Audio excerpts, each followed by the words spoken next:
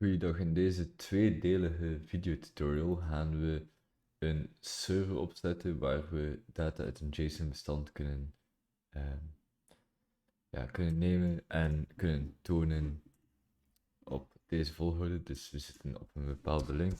Als we naar een andere link gaan, dan krijgen we een error te zien. We gaan beginnen gewoon met API/users, waar we dus alle gebruikers kunnen zien. Hiervoor gaan we volgende mappenlayout gebruiken. Dus mappenstructuur is, we hebben een utils map met daarin een indexbestand, services met daarin een data service bestand, data met daarin een databestand, users.json bestand, en dus dit is een array van objecten, dus die hebben een ID, username, paswoord, e-mail, avatar, first name, last name, gender, day of birth, adres, register add en updated add. Dit is beschikbaar voor de mensen die aan Artvelde studeren. Maar uiteindelijk kan je dit met gelijk welke JSON-bestand doen. Dan hebben we een API, daar hebben we een controller in, een user controller en een route met indexen. Maar wij gaan beginnen bij de data service. De data service gaat dus alle data ophalen van vanuit het JSON. Daarvoor gaan we twee zaken importeren. Dus we doen het met require, omdat we hier in Node.js zitten. En dan hebben we ook nog het pad nodig. Require pad. En dan hebben we hier const http error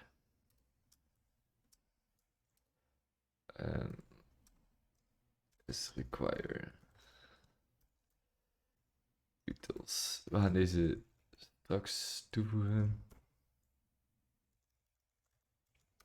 Zo. Momenteel mag deze nog even in commentaar blijven staan. En dan gaan we het pad nemen, dus file pad users. Dit moet een absoluut pad zijn, dus we gaan het met pad join doen. En we gaan daar de name. Dan gaan we gaan 1 terug, dus we zitten hier in data service, 1 terug gaan, dan in data gaan. En dan daar in users.json. Dan gaan we de data ophalen. Dus dit is een const. Read data from users file. En dan gaan we hier const data zeggen. En met ons fs, dat staat voor file system. Read file sync. En we gaan dan het pad doorgeven. En eventueel 2 opties. We gaan hier voor encoding UTF-8 nemen. En de flag is R, dat staat voor read. We gaan dus dit lezen. We kunnen hier in dit geval eigenlijk deze 2 opties gewoon ook weglaten. En dan gaan we deze parsen. En dan kunnen we deze readen. En dan gaan we een methode aanmaken voor de users. Dus const get users. En hier gaan we 2 parameters doorkrijgen. Dus items per page en current page. En dus dan gaan we ze try. En hier al functie aanmaken. Let users is read data from user file. En dan if items per page en current page, dus als deze twee doorgegeven worden, dan gaan we hier to do pagination of users, want dit gaan we in deze video niet behandelen. Wat we eigenlijk dan gaan doen is gewoon de lijst doorsturen en daar een bepaald deel uit snijden. En dus hier gaan we gewoon deze return users doen. Dus hier misschien best ook een deel gewoon return users schrijven. Beetje overbodig, maar dus hier komt een deel. Hier komt nog een functie. Of zich moet het eigenlijk zelfs niet. Maar gewoon via de logica werken. En dan hebben we nog een catch statement hebben. En dan hebben we hier een error. En we gaan hier een throw no. En momenteel gaan we dit gewoon een error doen. Can't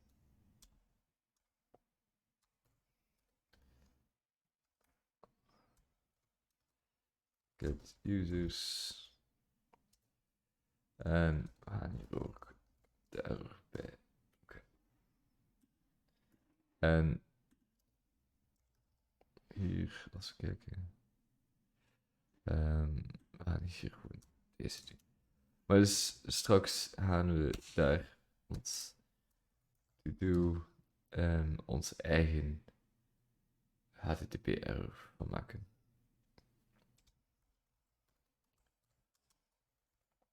HTTP error. Alright. Dus nu moeten we eigenlijk gewoon eens die functie aanroepen. Console.log get users. En dan gaan we kijken in de services map. En we gaan daar node data service JS. Oké, en we krijgen dus al sinds al de lijst van onze werkers. Goed.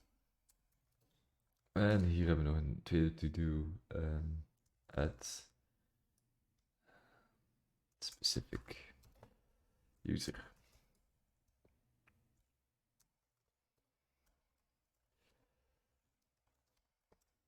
Dus hier gaan we nog een specifieke met een ID dat dan meekomt, gaan we ook nog even niet behandelen. Oké, dan gaan we naar de user controller. Dus de controller is een soort van middleware functie, dus we gaan die gebruiken om, ja, eigenlijk, dus we komen van ons route, krijgen daar een aanvraag, dan gaat die zijn, oké, stuur de controller aan, de controller gaat de data ophalen, gaat de bewerking op doen, en deze komt dan terug. Dus het ja, is eigenlijk een soort van tussenstation. Dus we gaan hier die data service nodig hebben. Dus we gaan die binnenhalen met require terug. En hier moet je nog een keer aan services data service. En dan gaan we straks ook nog een HTTP error hier toevoegen. Dus ik ga het hier al schrijven. To do at handling. Dan hebben we hier const get users. En we weten dit of we weten het niet, maar dus normaal gezien de meeste middleware krijgt dus binnen een request, een response en next. Dus dan hebben we try. En dus die items per page en current page, die zullen dus hier binnenkomen via de queries. En als ik try heb, terug functie vergeten te maken, dan heb ik ook een catch nodig.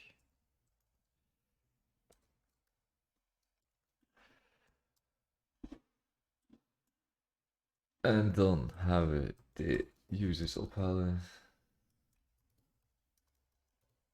Data service.get users. Ja.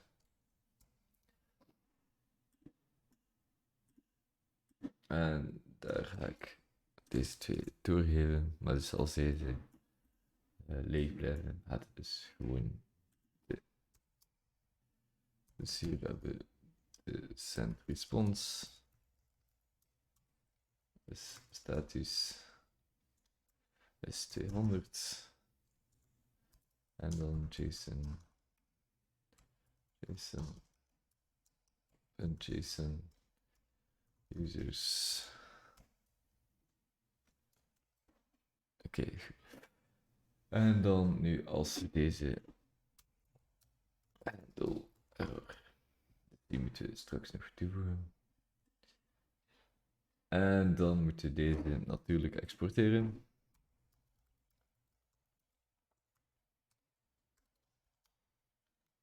Get users. Maar we gaan deze nu al eens testen. Get users. En we gaan daar console log van maken, want ik denk dat ik vergeten te exporteren ben, maar we gaan dit direct zien. Dus cd API/controllers en node user controller.js. Oké, natuurlijk moet ik ook geen schrijffouten maken. Oké, undefined. Dus ik ga hierin kijken. Module met exports. En dit is die get users.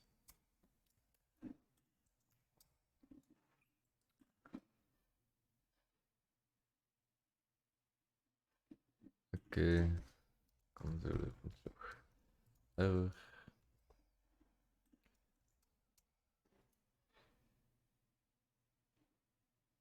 Cannot read properties of undefined. Aha, ja. Dus hier, oké. Ja, we kunnen dit niet testen momenteel, omdat het eigenlijk... ja, omdat het een request is. Dus we gaan dit van eerst keer inzetten in ons route. Dus we gaan naar route. En we gaan er Express gebruiken, maar dus voordat we Express kunnen gebruiken, gaan we eerst node initialiseren hier. Dus npm init en we zeggen ja op alles. Oké. En ik heb hier een foutje gemaakt, want we willen natuurlijk dit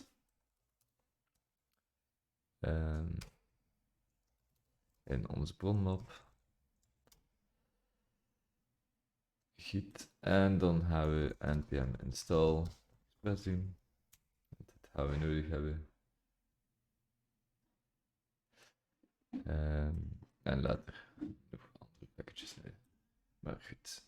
Dus hier doen we constant express require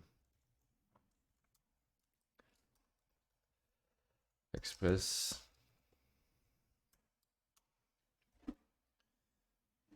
en we gaan de user controller ook binnenhalen. Dus require controllers, user controller en dan Gaan we de router creëren. Express.router.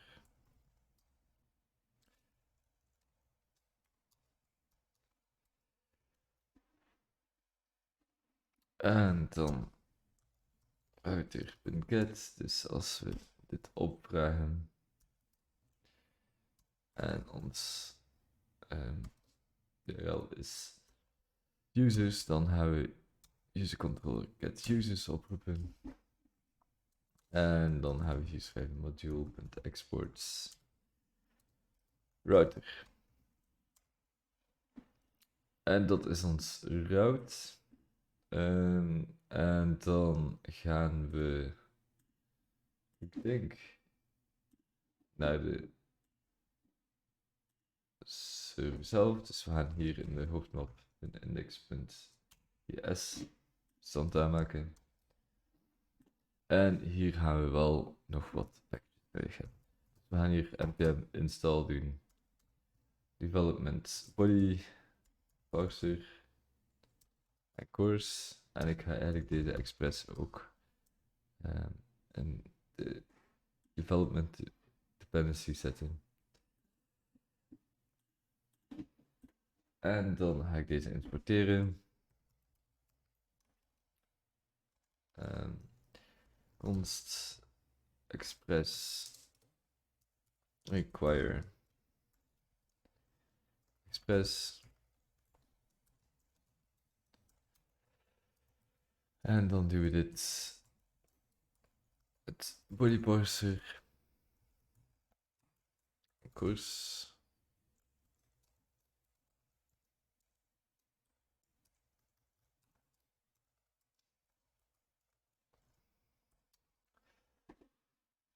En dan gaan we die route moeten importeren.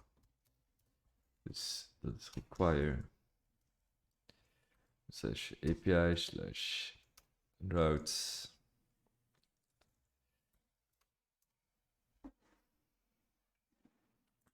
En dan gaan we enkele settings instellen.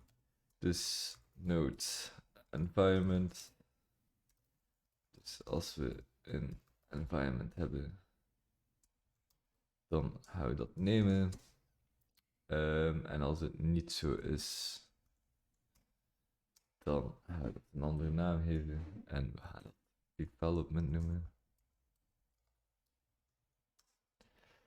En we gaan die select ID doen voor de hostname en voor de poort.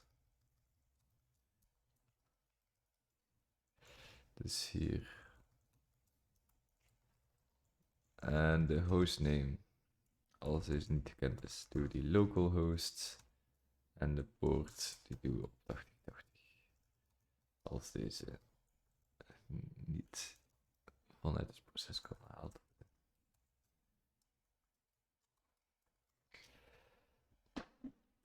Die gaan we straks nodig hebben. En dan gaan we hier een app maken. Dan gaan we die body parser gebruiken om dus, als er requests worden gemaakt, dat we deze kunnen parsen naar zaken die door JavaScript kunnen verstaan worden. Dus body parser URL encoded. En hier doen we extended files. En dan doen we hetzelfde voor JSON-bestanden. En dan doen we hetzelfde voor tekst.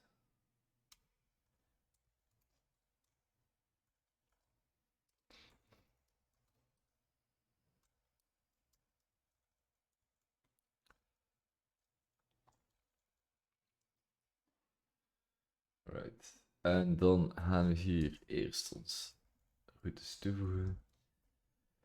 Dus als we naar de URL API gaan, dan willen we course toestaan. En dan doen we dit op deze manier. Dus dit is een stukje middleware terug. En dan gaan we routes. Heb ik routes.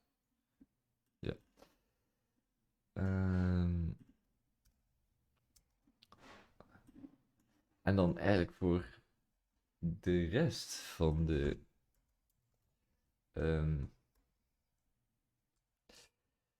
ja, van de requests die we krijgen, dus voor de URL's, gaan we iets anders doen en daarvoor gaan we dus een error tonen.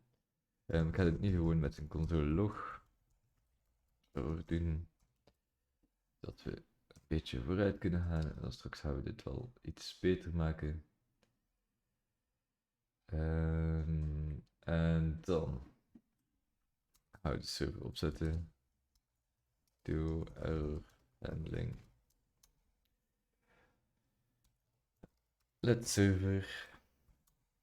En dan als ons node environment geen test is,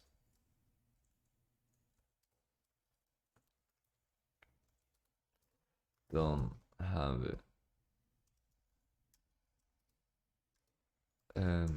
onze server opstarten. En dus deze sport en hostname. En dan hebben we ons backlog. Ik denk, dit wordt hier ons callback. Dus als er daar een error is, gaan we deze error throwen. En if node environment development,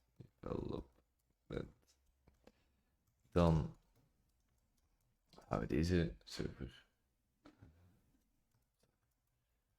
log en dan server listening at. En dan moeten we ons hostname hebben en ons port.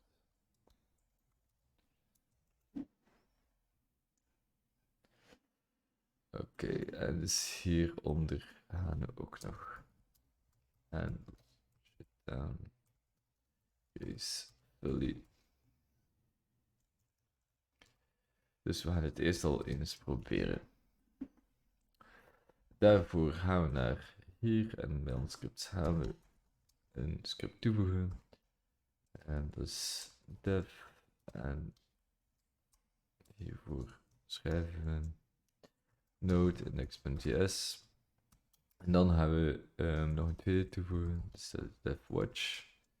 En dat is nodaemon, moeten we straks nog installeren, en dat is index.js. Zodat deze automatisch geüpdate wordt als we veranderingen aanbrengen.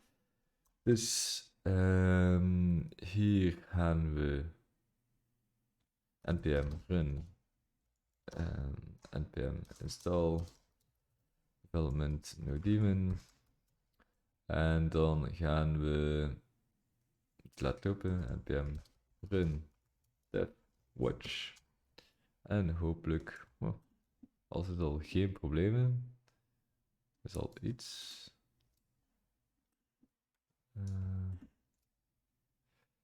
Oké. En dan ga ik even kijken naar ons browser.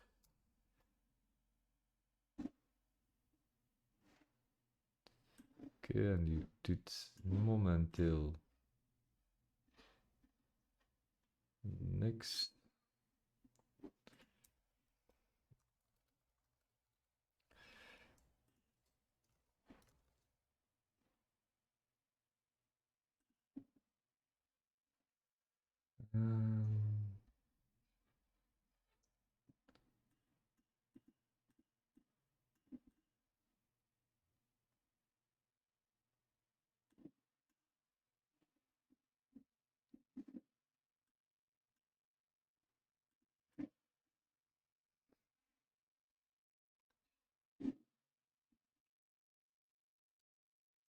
Ja, dus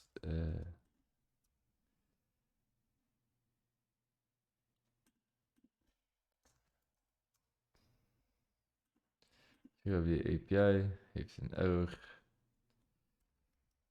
Dit heeft ook een error. En dan API users. En dan krijgen we de data te zien.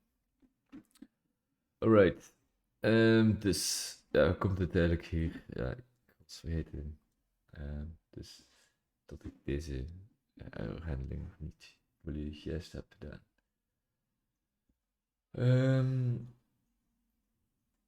Dus wat gaan we doen? We gaan eerst in ons utilities 2 functies schrijven. En dat is 1 handle http error. En deze gaat een error next krijgen. En dan gaan we hier zeggen, next.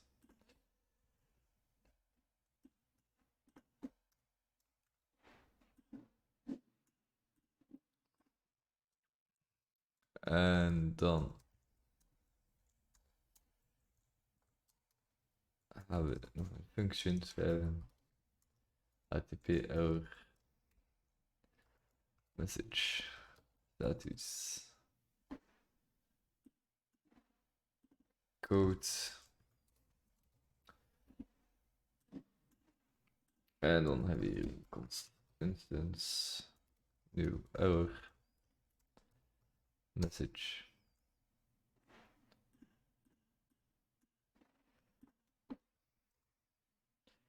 Maar we willen ook de instance status code.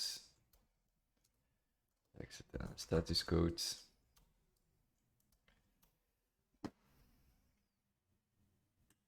Dan gaan we deze.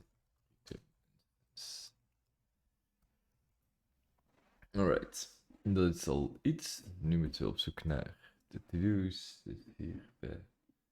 Ja, jij is nog niet vergeten. Modules.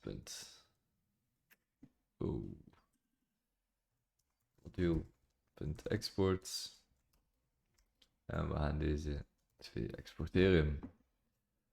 Handle HTTP en HTTP error. Goed. En dan hier bij deze error, catch error, gaan we handle HTTP error en we hebben hier iets fenomenaal gezien. Dus we hebben dit toegevoegd en dit is automatisch toegevoegd van boven. Next. Dus hier is deze get users. Deze wordt dan opgeroepen in die route. En dus dan de volgende is gewoon tonen.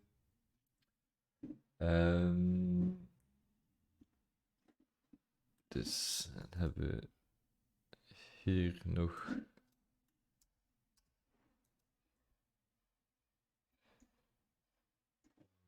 nee. Oké, ik denk dat we met het klaar zijn. Dus kijken, geen to-do hier. Heb ik hier nog een to-do staan? Nee. Hier nog een to-do? Ja. Die ga ik even zo laten. Insert HTTP error, ja. Dus dat is hier HTTP error. En als foutcode gaan we daar even spieken. 507. Dat is logisch. Oké. En dan deze specific user gaan we ook even zo laten. En dan gaan we naar hier. Dus die error handling.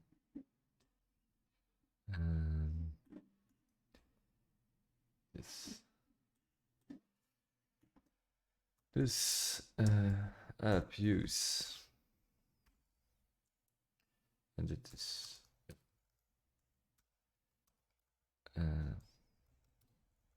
dit hadden we dan als als laatste doen.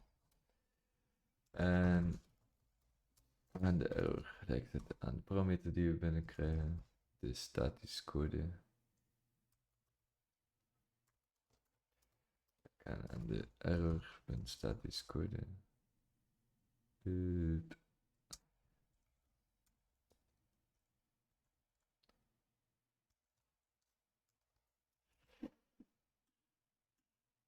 Of, ik bedoel hier. Statische code of 500. En dan zetten we hier statisch statische code. En dan de body daarvan.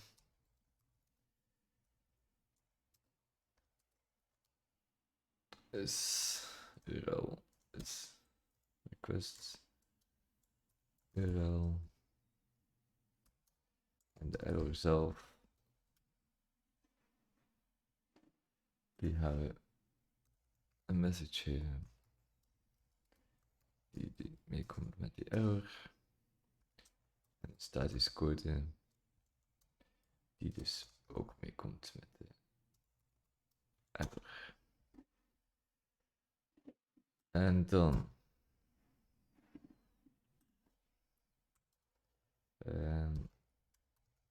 Dus dan gaan we dit omvormen naar een JSON en gaan we naar next. Dus nu, als we deze doen, klopt het nog altijd.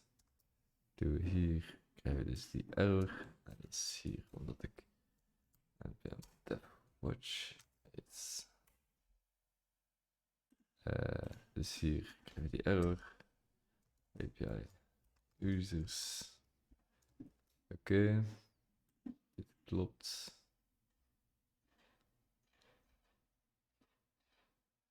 En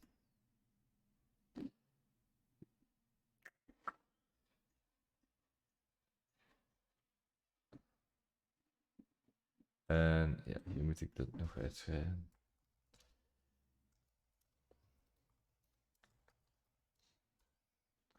En hier is onze boodschap.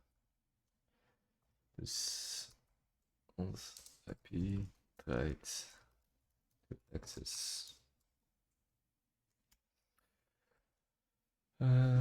Requests. En daarvan de base URL. Of de original URL.